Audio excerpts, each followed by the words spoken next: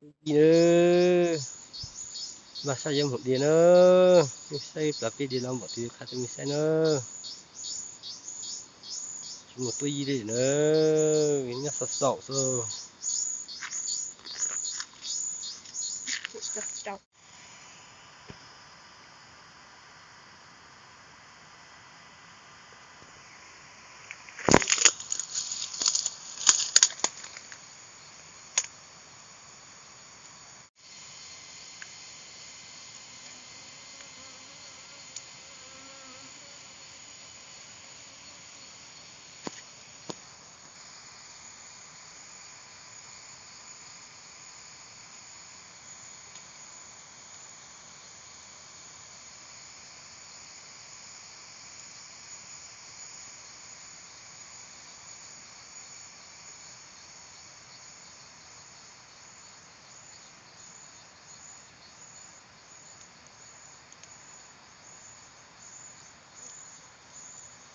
vì tôi gì sự nữa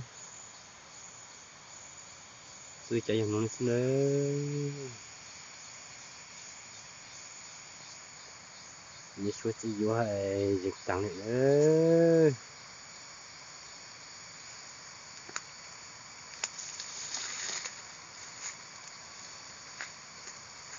chẳng sẽ cho tôi gì nữa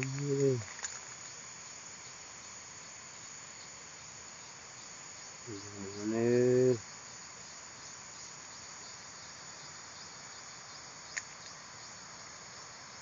đào hỏi nữa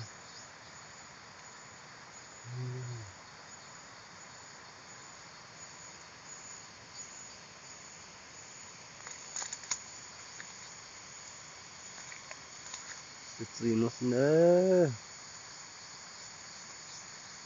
chỉ cho nó số chủ thế là cho nó sẽ chủ cái việc xe nữa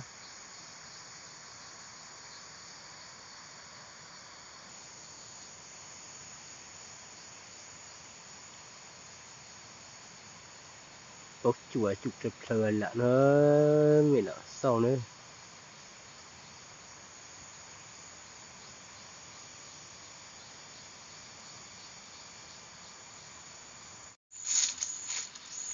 có cục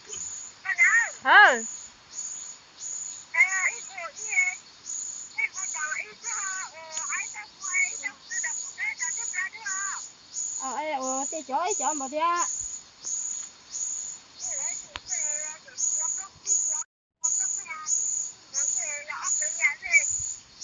Ha, số chào cái táo thằng tao lo.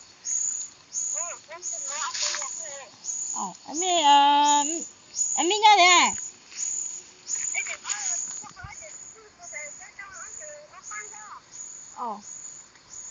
Đã liều.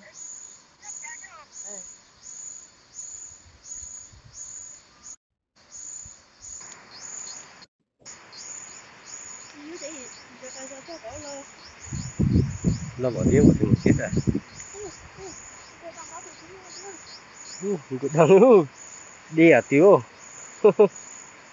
thấy tím rồi rồi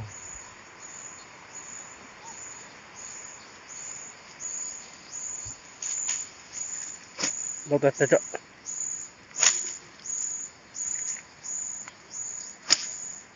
đâu có xảy lo có lũ luôn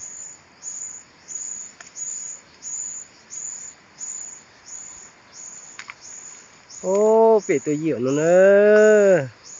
dính táo xí luôn xí muộn luôn